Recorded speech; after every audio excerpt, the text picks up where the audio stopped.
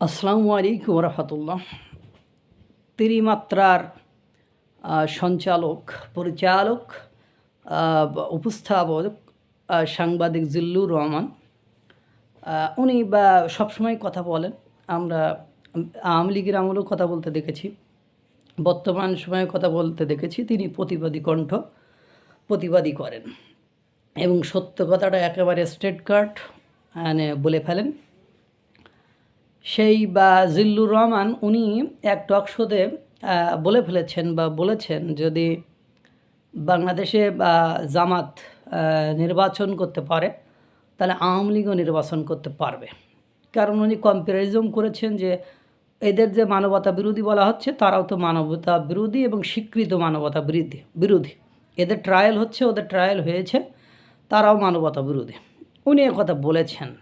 এখন আমি এটা নিয়ে কিছু বলতাম না, কিন্তু ওই যে সুলকানি ইউটিউবার ডক্টর ফয়জুল হক, উনি তো একেবারে ওনার চ্যানেল, আপনারা যদি পারেন একটু ঘুরে আসবেন, ঘুরে আসলে দেখতে পাবেন যে উনি যা বলে একপাক্ষিক, কোনো নিরপেক্ষতা নেই ওনার শব্দ চয়নে, ওনার ইউটিউবে, ওনার আমার কোনো বক্তব্যে আমি কখনো নিরপেক্ষতা শব্দটা পাইনি। যে হ্যাঁ, উনি সত্যটাকে বলেছে, উনি যেমনে হোক ঘোরায় পেঁচায় দড়ি দিয়ে টেনে হোক, যেমনে হোক, উনি মনে করেন ওনার ভালোবাসার দলকে একেবারে করে কালিমামুক্ত, কোনো কোনো দোষারোপ তারা পৃথিবীতে যে করতে পারে এরকম কোনো কিছু আপনারা পাবেন না। তো উনি আবার বলেছেন, জিল্লুর রহমান কোন ধরনের কথা বললো, একটা খুনি দল, একটা হত্যাকারী দল, একটা মানবতা বিরোধী দল, একটা এমন কোনো এলাকায় নেই, ঘরের কোনায় কোনায় কান্না পৌঁছায় দিছে, সেই দলের নাম আওয়ামী লীগ।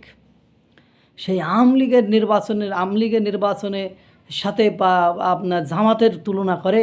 হ্যাঁ, আওয়ামী লীগের আমলে 13 সালে মানবতাবাদী ট্রাইব্যুনাল করে তিনি নিষ্পাপ নিষ্কলঙ্ক একেবারে ব্যক্তিগুলোকে, বাংলাদেশের সবচেয়ে কলঙ্কমুক্ত যে ব্যক্তিগুলো ছিল সেই ব্যক্তিগুলোকে তিনি হত্যা করেছেন, জেলে নিয়ে ফাঁসি দিয়েছেন, জেলে নিয়ে আপনি আটক রেখে সেখানে তাদেরকে মেরে ফেলেছেন। তাদের সাথে ওনার মতো একজন সাংবাদিক কীভাবে তুলনা করে নেন ঠেলা।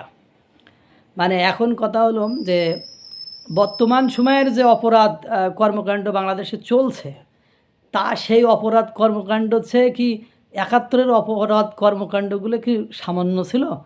সেখানে 2.5 লক্ষ মা বোনের ইজ্জত গিয়েছে, সেখানে 30 লক্ষ মানুষ শহীদ হয়েছে, তার সাথে নাকি তুলনা করা যাবে না। ওনার সে এখানে পবিত্র, একেবারে পুত পবিত্র, কোনো বিন্দু পরিমাণ কোনো কালিমা তাদের গায়ে নেই, এরকম একটা ভাবগতি তিনি দেখালেন।